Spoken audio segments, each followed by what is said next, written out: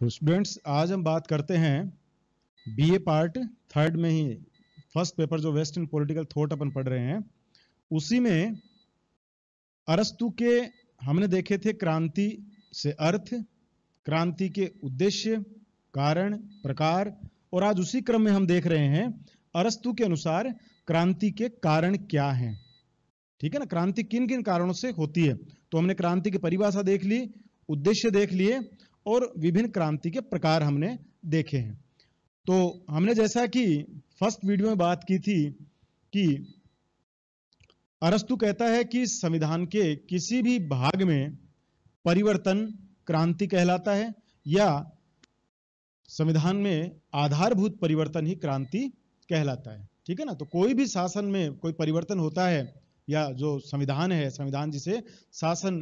की कला जो नाम देता है, वो शासन किस विधि से किया जाता है, उस प्रविधि में किसी पद में किसी भी रूप में छोटा परिवर्तन हो, आंशिक परिवर्तन हो, सामान्य परिवर्तन हो या बेसिक कंप्लीट परिवर्तन हो कि एक संविधान की स्थान पे दूसरे संविधान को वहां पर स्थापित किया जाए, ये सभी परिवर्तन अरस्तु क्रांति के नाम से परिभाषित करता है। ठीक है, तो ये हमने पहले हम देख चुके हैं। अब बात करते हैं आज कि क्रांतियों के कारण क्या हैं। तो हमने शुरू में जो फ्रेम बनाया था उत्तर लिखने का, उसमें हमने देखा था कि कारणों को हमने 3 भागों में बांटा है। तो आज हम 2 बड़े कारण की बात करते हैं, सामान्य कारण, विशिष्ट कारण, और तीसरा हमने किया था कि विशेष जो शासन प्रणालियां होती है उनमें क्रांति के विशेष कारण होते हैं। तो वो हम आलोचनाओं के साथ थर्ड वीडियो में देखेंगे। तो अभी हम बात कर रहे हैं अरस्तु के अनुसार क्रांति के क्या क्या कारण होते हैं। तो सबसे पहले अपन बात करते हैं, अरस्तु कहता है कि सामान्य कारण। यहां ये पूछा कि सामान्य कारण से तात्पर्य क्या है। यदि आपसे पूछे तो आप ये बता सकते हैं कि सामान्य कारण का अर्थ है क्रांति के वे कारण जो संविधान के सभी स्वरूप या संविधान के जितने भी रूप होते हैं, जितने भी प्रकार के संविधान होते हैं, उन सभी में हो सकते हैं। एक सामान्य कारण है ये किसी भी, ये नहीं कि किसी विशेष शासन व्यवस्था या कोई विशिष्ट कारण से हुआ है, ये वो कारण है जो किसी भी संविधान में क्रांति का कारण बन जाते हैं। पहला कारण है असमानता और दूसरा कारण है अन्याय। 2 कारण हम इसमें देखते हैं। तो स्टूडेंट्स, हम बात करते हैं कि असमानता क्रांति का कारण कब बनती है, किस प्रकार असमानता क्रांति को जन्म देती है। तो यहां थोड़ा सा अरस्तु 2 प्रकार की समानता की बात करता है। एक समानता होती है निरपेक्ष समानता। निरपेक्ष समानता का मतलब होता है कि जिसमें अदर सारी चीजों को छोड़ दीजिए आप, उसमें कंप्लीट हर तरीके से समान बिहेव करना, समान सुविधाएं देना, सभी को समान अधिकार देना, सभी को समान पद प्रदान करना, या एक तरीके से संपत्ति, अधिकार, सुविधाएं, पद, ये सभी को बिना किसी जन्म, गुण, इनको आधार बनाए हुए सबको समान रूप से देना, यह कहलाती है निरपेक्ष समानता। ठीक है, तो अरस्तु ये कहता है कि कुछ लोग होते हैं जो मान लीजिए गुण में ऊपर नहीं है या अन्य किसी कुलीनता के आधार पे ऊपर नहीं है, संपत्ति में ऊपर नहीं है। तो ये जो लोग होते हैं, ये ज्यादातर जब इनको लगता है कि जो जनसामान्य व्यक्ति है उसको ये महसूस होता है कि उसे अन्यों के समान सारी सुविधाएं नहीं मिल रही है, या उसे लगता है कि अन्य लोगों को उससे ज्यादा सुविधाएं दी जा रही है, तो उसमें धीरे धीरे ये भाव आना शुरू हो जाता है कि उसके साथ सरकार या शासन है वो असमानता के भाव व्यक्त कर रहा है या असमानता उसके साथ कर रहा है। और धीरे धीरे ऐसे लोगों में उस असमानता के प्रति एक विद्रोह उत्पन्न होता है और वही विद्रोह क्रांति में तब्दील हो जाता है। ठीक है, तो एक तो होता है निरपेक्ष समानता, मतलब कुछ लोग होते हैं वो चाहते हैं कि चाहे काम कोई कैसा भी करे, कितना भी करे, लेकिन वो चाहते हैं कि जब डिस्ट्रीब्यूशन हो संसाधनों का शासन की तरफ से, चाहे वो अधिकार हो चाहे पद हो, वो सबको समान मिले। ठीक है ना, तो ऐसे लोग तो उस स्थिति में क्रांति कर देंगे। दूसरी जो असमानता, दूसरी समानता होती है आनुपातिक समानता। आनुपातिक समानता वो समानता होती है जिसमें हर व्यक्ति को इस आधार पे पद, अधिकार, संपत्ति प्रदान की जाती है कि उसमें उसके गुणों के आधार पर। समझ गए आप इसको, कि जो व्यक्ति गुण या उसकी शिक्षा के आधार पे, जो भी कोई विशेष गुण है, मान लीजिए उसका उच्च कुल के आधार पे, वंश के आधार पे, शिक्षा के आधार पे, तो कहने का मतलब है कि उसके गुणों के आधार पर उसे एक विशेष, उसके जितने गुण श्रेष्ठ होते हैं उसी श्रेष्ठता के अनुरूप उसको सुविधाएं या अधिकार या संपत्ति प्रदान की जाती है, पद प्रदान किए जाते हैं। तो ये कहलाती है आनुपातिक समानता। तो जो लोग गुणों में श्रेष्ठ अपने आप को मानते हैं, ठीक है, जो व्यक्ति अपने आप को मानता है कि वो वंश में वो अन्यों की तुलना में ज्यादा श्रेष्ठ है, या जो व्यक्ति मानता है कि योग्यता की दृष्टि से वो अन्यों की तुलना में ज्यादा श्रेष्ठ है, तो ऐसे लोग ये चाहते हैं कि उनके श्रेष्ठता के अनुसार ही उन्हें औरों की तुलना में, सामान्य जन की तुलना में उनकी श्रेष्ठता के अनुरूप अधिक मिले। समझ गए आप इस चीज को? वो निरपेक्ष समानता की बात नहीं करते, वो चाहते हैं कि उनको समानता उनके गुणों के आधार पे, उनके श्रेष्ठता के आधार पे औरों से कुछ ज्यादा उनको मिले। जैसे अपन करते हैं ना भाई, एक ही विभाग में काम करते हैं लेकिन उसके बावजूद भी अलग अलग लोगों अपने दायित्व के अनुसार उनके, मान लीजिए पद वेतनमान में अंतर मिलेगा आपको, ठीक है, एक बड़ा अधिकारी है उसको अलग पैसे मिल रहे हैं, छोटा अधिकारी उसको अलग वेतन मिल रहा है, उससे नीचे अलग वेतन मिल रहा है। तो जो ये श्रृंखलाएं बनी होती है अपने प्रथम श्रेणी, चतुर्थ श्रेणी, द्वितीय श्रेणी, प्रथम श्रेणी, इस तरीके से, तो ये चाहते हैं कि श्रेष्ठता के अनुसार उनको संपत्ति मिले, पद मिले, उनको स्थान मिले, लाभ मिले, जो भी चीजें मिलनी है, तो ये कहलाती है अनुपातिक समानता। अब क्रांति का कारण कब बनती है? जब ऐसे लोगों को लगता है कि उनको उनकी श्रेष्ठता के अनुरूप नहीं मिल रहा है। ऐसी स्थिति में फिर धीरे धीरे ये लोग शासन का विरोध करने लग जाते हैं, एक हो जाते हैं, और एक होने के बाद में ये क्रांति को जन्म देते हैं। ठीक है ना? तो ये होता है। तो असमानता दोनों ही स्थितियों में, यदि निरपेक्ष समानता की बात करते हैं तो जो श्रेष्ठ लोग हैं वो क्रांति के लिए तैयार हो जाएंगे, और यदि आनुपातिक समानता की बात करते हैं तो उस स्थिति में जो लोग, अन्य लोग, जो सामान्य जन है, वो जो ये जिसकी अपेक्षा है कि सबको समान मिलना चाहिए, चाहे कोई कितना ही श्रेष्ठ हो, कितना कुछ भी हो, तो उस स्थिति में वो क्रांति करेंगे। तो पहला कारण है असमानता क्रांति को जन्म देती है। दूसरा जो सामान्य कारण है वो अरस्तु कहता है कि अन्याय क्रांति को जन्म देता है। अन्याय की परिभाषा क्या है? तो यही जो चीज अपन ने देखी है, दो चीजें हमने देखी है कि सामान्य जन यदि कुछ विशेष लोगों को अतिरिक्त पद, संपत्ति, लाभ मिलते हैं तो सामान्य जन को यह लगता है कि उनके साथ अन्याय किया जा रहा है। समझ गए आप इस चीज को? तो उस स्थिति में वही अन्याय कारण बनेगा क्रांति का। और यदि आनुपातिक की बात करें तो दूसरा अन्याय, यदि श्रेष्ठ लोगों को लगता है कि उनको उनकी श्रेष्ठता के अनुसार लाभ नहीं मिल रहा है, वेतन नहीं मिल रहा है, उनको सम्मान, पद नहीं मिल रहा है, तो धीरे धीरे वो उनके मन में ये होता है कि उनके साथ अन्याय हो रहा है। तो अन्याय दोनों ही स्थितियों में ये मानता है कि अन्याय है वो क्रांति का कारण बनता है। समझ गए आप इस चीज को? तो दो चीजें हमने देखी है यहां पर कि जो विशेष गुणों से युक्त जो लोग होते हैं वो निरपेक्ष समानता की स्थिति स्थापित होने पर अपने साथ अन्याय मानते हैं, तथा जो सामान्य या जो जिसमें सभी लोग आ गए, आम जन जो लोग हैं, प्रजातंत्र में जैसे कहते हैं सभी लोगों को, जब सभी लोगों को समान मिलता है या कुछ लोगों को समानता नहीं मिलती है तो उस स्थिति में वो भी अपने आप को अन्याय। तो असमानता और अन्याय ये दोनों ही, जैसे अरस्तु बात भी करता है कि जब धनिक तंत्र होता है तो निर्धन वर्ग को यह लगता है कि उसके साथ अन्याय हो रहा है, ठीक है, तो वो क्रांति करता है और बाद में प्रजातंत्र की स्थापना होती है। और प्रजातंत्र है उसमें धनिक तंत्र को यह लगता है कि सब लोगों को समान अधिकार मिल रहा है जबकि उनको कुछ ज्यादा मिलना चाहिए। ठीक है ना? तो ये सारी चीजें यहां ये बनते हैं सामान्य कारण।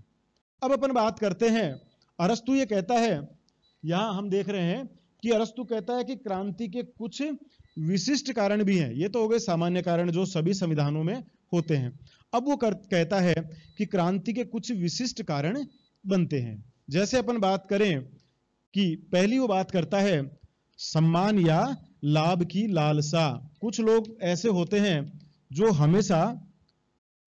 शासन से लाभ की प्राप्ति चाहते हैं, या उनको लगता है कि उनको और अधिक सम्मान मिलना चाहिए, जिनको हम कहते हैं सम्मान के लालची लोग। तो ऐसे बहुत से लोग होते हैं जो पदों से, जिस पद पे वो रहते हैं, उनको लगता है कि उनका पद ऊपर है, उनका कार्य किया जाने वाला ऊपर है, तो उनको और सम्मान मिलना चाहिए। ठीक है, तो ये तो उसकी एक महत्वाकांक्षा हो गई। अब बात करते हैं कि जब किसी व्यक्ति को ये लगने लग जाए या किन्हीं व्यक्तियों को ये लगने लग जाता है कि इस शासन में अब उनको और अधिक लाभ मिलने वाला नहीं है, या उनको लगता है कि अब इनको और अधिक सम्मान मिलने वाला नहीं है, कोई संभावना उनको नजर नहीं आती है, या ऐसे लोगों को उनके दिमाग में लग रहा है कि उनसे जो अयोग्य लोग हैं उनको ज्यादा सम्मान मिल रहा है, उनको सम्मान कम मिल रहा है, ये सम्मान की लालसा हो सकती है। या मान लीजिए ऐसे लगे कि उनके जो विरोधी हैं उनको ज्यादा सम्मान मिल रहा है, उन्हें उतना सम्मान या लाभ नहीं मिल पा रहा है। ये सारे कारण उन लोगों द्वारा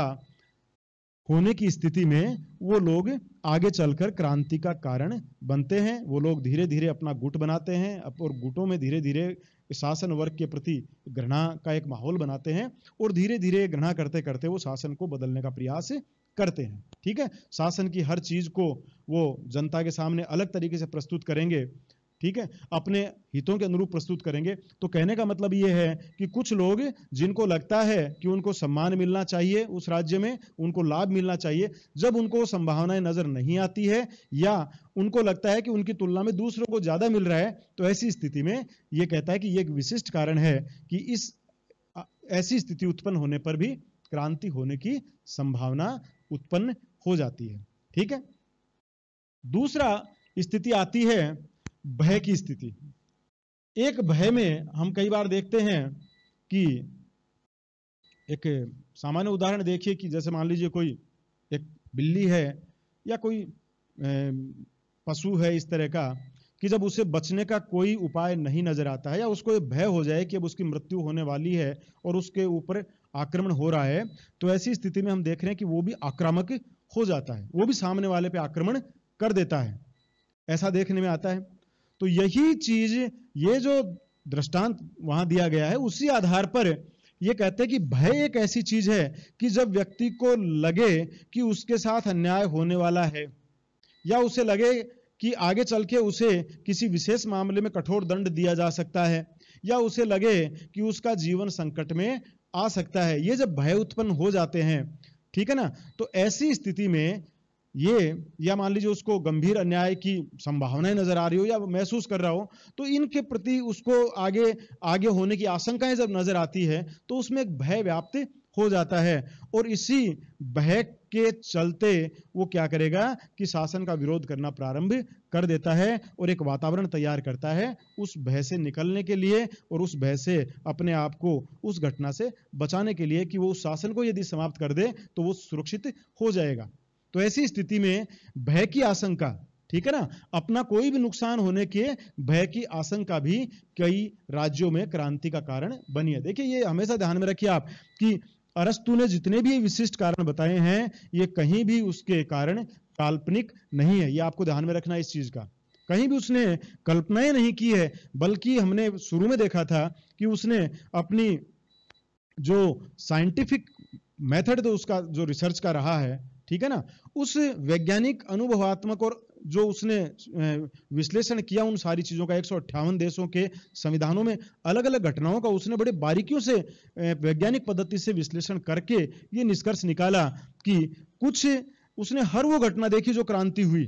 ठीक है ना, और हर घटना के आधार पर उसने विश्लेषण करके अपना क्रांति का विचार प्रस्तुत किया है कि क्रांति किन किन कारणों में, विशिष्ट कारण कौन कौन से बने जिनकी वजह से तत्कालीन जो यूनानी नगर राज्य थे, उन जो उसने 158 देशों का अध्ययन किया, उन 158 देशों में अलग अलग राज्यों में क्रांति के विशिष्ट कारण क्या क्या बने और सामान्य कारण क्या थे। ठीक है, तो इस आधार पे उसका एक साइंटिफिक ये रीजन है। अगला जो कारण बताता है वो बताता है घृणा, ठीक है ना, तो घृणा के अंतर्गत वो कहता है कि यदि उस राज्य में रहने वाले वर्ग जो हैं एक दूसरे से घृणा करते हैं, ठीक है ना, एक दूसरे का विरोध कर रहे हैं, निर्धन वर्ग है वो धनिक तंत्र से घृणा कर रहा है, धनिक तंत्र है वो निर्धन तंत्र से घृणा कर रहा है, ये कह रहा है कि इन वर्गों में जब घृणा बढ़ती जाती है धीरे धीरे,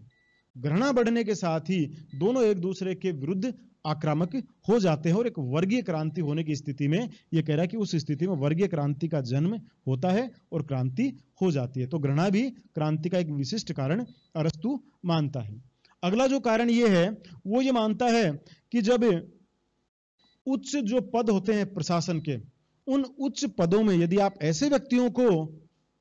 नियुक्त कर दें जिनका राज्य भक्ति से कोई लेना देना नहीं है या उस संविधान के प्रति कोई भक्ति उनकी नहीं है, उस संविधान में उनका विश्वास नहीं है, यह कह रहा है कि ऐसी लापरवाही यदि उनकी नियुक्ति में कर दी जाती है तो वो लोग जब भी मौका मिलता है उस संविधान को समाप्त करके नए वाले जो उनकी इच्छा है या जिसमें उनकी आस्था है उस संविधान को स्थापित करने का प्रयास करेंगे। चूंकि वो प्रशासन में रहते हैं तो एक एक बारीकियां वो लोग जानते हैं। तो विशिष्ट कारण उसने कई उदाहरण दिए हैं कई यूनानी नगर राज्यों के, जिनमें लोगों ने उच्च पदों पर, राजाओं ने ध्यान नहीं दिया और लापरवाही से उच्च पदों पर उनको नियुक्त कर दिया कुछ लोगों को। उन्होंने उच्च पदों पर रहते हुए अपने जिसमें उनकी आस्था थी उस संविधान को उन्होंने स्थापित करने में पूरा योगदान दिया और तत्कालीन जो प्रचलित संविधान था उसको समाप्त करने में, क्योंकि उसके बैरी थे, उसके दुश्मन थे वो, तो उन्होंने पूरी भूमिका अदा की। तो इसलिए अरस्तु का यह मानना है कि उच्च पदों पर नियुक्ति में प्रशासन द्वारा किसी भी प्रकार की लापरवाही भी क्रांति का कारण बनती है। अगला जो कारण देखते हैं वो है कि किसी एक अंग में यदि वृद्धि होना शुरू हो जाए, मान लीजिए मध्यम वर्ग बढ़ता जा रहा है या धनिक वर्ग बढ़ता जा रहा है, तो ये कह रहा है कि ऐसी स्थिति में भी क्रांति हो सकती है। जो वर्ग बढ़ेगा, जब उसकी संख्या बढ़ेगी, यूनिटी उसकी बढ़ेगी, तो अपने हितों के लिए वो एक होगा और जब एकता के सूत्र में बंधेगा तो निश्चित रूप से वो दूसरे वर्ग के, चूंकि ये आपको ध्यान में है कि जब एक का हित है तो दूसरे का कहीं ना कहीं विरोध अपने आप शुरू हो जाएगा। तो ये कहता है कि एक वर्ग में जब अनावश्यक मतलब एक अप्रत्याशित वृद्धि होनी शुरू हो जाए तो ऐसी स्थिति में भी क्रांति होने की संभावना हो जाती है। मान लीजिए धनिक तंत्र बढ़ता गया तो वहां फिर वो सामान्य जो प्रजातंत्र है उसका विरोध करना शुरू कर देगा। तो एक स्थिति यह है कि किसी एक अंग में यदि वृद्धि होनी शुरू हो जाए तो यह भी क्रांति का एक विशिष्ट कारण है। यदि किसी राज्य में नस्लीय अनेकता है, विभिन्न प्रजातियों के लोग रह रहे हैं, तो विभिन्न प्रजातियों के लोग हैं तो उनका रहन सहन, सोच, विचार ये मेल नहीं खाती है और वो छोटी छोटी बातों पर अपने संस्कृति को लेकर, कल्चर जो उनका जो रहन सहन या विभिन्न मुद्दों को लेकर वो कभी भी आमने सामने होते रहते हैं और यही नस्लीय प्रजातीय जो अनेकता है वो भी आगे चलकर वर्गीय संघर्ष में बदल जाती है, वर्गीय क्रांति में बदल जाती है और क्रांति का एक कारण, विशिष्ट कारण जो अरस्तु कहता है बनती है। अगला जो कारण है वो है, अरस्तु कहता है कि यदि विदेशियों को आपने अत्यधिक छूट दे दी अपने राज्य में, वो निवास भी कर रहे हैं, वो दखलंदाजी भी दे रहे हैं, वो और चीजें भी कर रहे हैं, आपने उनको अधिकार स्वतंत्रताएं देना शुरू कर दी, तो अरस्तु कहता है कि विदेशी हैं वो कभी भी आपके राज्य की भक्ति नहीं करेंगे। उनका हमेशा जो मूल भाव है या उनकी मूल आस्था है वो अपने ही मूल राज्य से जुड़ी रहेगी। तो जब भी वो मौका देखेंगे उस राज्य को तहस नहस करने की बात करेंगे, उस राज्य की व्यवस्थाओं को खंडित करने की बात करेंगे या उसमें सहयोग देंगे। तो ये अरस्तु कहता है कि विदेशियों को अत्यधिक छूट देना भी कई यूनानी नगर राज्यों में क्रांति का कारण बना, एक विशिष्ट कारण में, इसलिए उसने इसको भी शामिल किया। अगला जो हम कारण देखते हैं वो है, अरस्तु कहता है कि यदि कई बार कुछ छोटे छोटे परिवर्तन होते हैं, हम भी कहते हैं कि भाई यदि हमें बड़ी तैयारी करनी है तो हमें छोटे छोटे स्टेप लेने पड़ते हैं। आज आप 1 घंटा पढ़ेंगे, कल आप 2 पढ़ेंगे, 7 दिन बाद में आप 4 घंटा पढ़ना शुरू करेंगे। आप अपनी सिटिंग पावर जैसे जैसे बढ़ाते जाएंगे और आगे चलकर आपकी एक अच्छी हैबिट स्थापित हो जाएगी। तो ये छोटे छोटे परिवर्तन ही आगे चलकर एक बहुत बड़ा परिवर्तन प्रकट रूप में बनते हैं। ठीक है, तो अरस्तु भी ये बात कहता है कि ये भी एक विशिष्ट कारण है कि शासन में यदि कई छोटे छोटे परिवर्तन हो रहे हैं और मान लीजिए उन छोटे छोटे परिवर्तनों को प्रशासन ने अनदेखा कर दिया कि चलो कोई बात नहीं, छोटी सी बात है, उसने फिर अनदेखा किया, लेकिन वो कब धीरे धीरे बड़े बन जाते हैं और कब क्रांति का कारण बन जाएंगे। तो इसलिए अरस्तु कहता है कि प्रशासक वर्ग को, शासक वर्ग को हर छोटे से छोटे परिवर्तन पर भी ध्यान रखने की आवश्यकता है। कई छोटे छोटे परिवर्तन ऐसे हुए उस समय नगर राज्यों में जिस समय शासक वर्ग ने लापरवाही की, उन पर विशेष ध्यान नहीं दिया, आगे चल के वही छोटे कारण उनकी गले की हड्डी बन गए और वहां पर क्रांति का जन्म हुआ। तो इस दृष्टि से यह भी एक विशिष्ट कारण बताता है अरस्तु कि राज्यों में होने वाले छोटे छोटे परिवर्तन भी क्रांति का विशिष्ट कारण बनते हैं। अगली जो बात कहता है विशिष्ट कारण की क्रांति होने की, वो अरस्तु कहता है कि यदि शासक वर्ग द्वारा शासन की शक्ति का दुरुपयोग किया जाना शुरू हो जाता है या वो अपने स्वार्थों के लिए शासन करना शुरू कर देता है, सामान्य जन की लगातार अवहेलना करना शुरू कर देता है, आम जन के हितों की अनदेखी करना शुरू कर देता है और शासन का जो उचित लाभ है वो सामान्य जन तक नहीं पहुंचा पाता है, ऐसी स्थिति में शासन की शक्तियों का दुरुपयोग है वो क्रांति का कारण बन जाता है। एक कुछ समय तक तो लोग देखते हैं, कोशिश करते हैं, लेकिन जब लगातार उनको लगता है कि उनके हितों की अनदेखी हो रही है और शासक वर्ग लगातार अपनी दृष्टताएं या अपने अमर्यादित जो आचरण है उसको कंट्रोल नहीं कर रहा है, तो ऐसी स्थिति में फिर धीरे धीरे कुछ लोग उसके विरोध में खड़े हो जाते हैं और आगे चल के वो क्रांति का बहुत बड़ा कारण बनते हैं।